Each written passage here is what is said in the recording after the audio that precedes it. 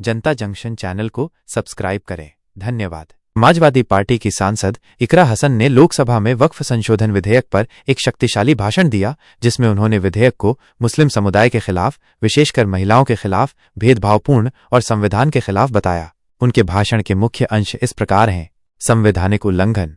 इकरा हसन ने जोर देकर कहा कि विधेयक संविधान के अनुच्छेद 14 और 15 का सीधा उल्लंघन करता है, जो धर्म और जाति के आधार पर भेदभाव को रोकता है और कानून के सामने सभी की बराबरी पर जोर देता है। महिलाओं पर प्रभाव। उन्होंने एक विधवा महिला का उदाहरण दिया जो वक्फ संपत्ति में रहती है और अपनी आजीविका के लिए उस पर निर्भर है। उन्होंने चिंता व्यक्त की कि विधेयक के पारित होने से ऐसी कई महिलाएं और गरीब लोग अपनी संपत्ति और रोजगार खो देंगे, जिससे वे बेघर हो जाएंगे। मुस्लिम समुदाय की जड़ों को कमजोर करना। इकरा हसन ने सरकार पर मुस्लिम समुदाय की जड़ों को कमजोर करने का प्रयास करने का आरोप लगाया। उन्होंने कहा कि ईद के तुरंत बाद विधेयक लाकर सरकार ने समुदाय की खुशियों को फीका करने की कोशिश की है। वक्फ बोर्ड की कमजोरी। इकरा हसन ने वक्फ बोर्ड को कमजोर किए जाने की बात कही। उन्होंने कहा कि बिल के प्रावधानों के तहत अगर कोई भी वक्फ की संपत्ति विवादित हो तो वो अपना वक्फ स्टेटस खो देगी। ऐसे में कानून में संशोधन का कोई मतलब नहीं रह जाता है। सरकार पर हमला। उन्होंने कहा कि सरकार मुसलमान कौम को उसका हक छीनकर डराना चाहती है। उन्होंने सरकार से हिंदुस्तान के लोगों को आपस में लड़ाना छोड़ने की अपील की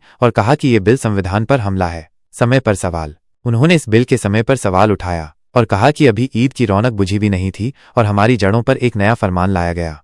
इकरा हसन के भाषण ने लोकसभा में एक गर्मागर्म बहस छेड़ दी और विधेयक के भविष्य पर सवाल खड़े कर दिए।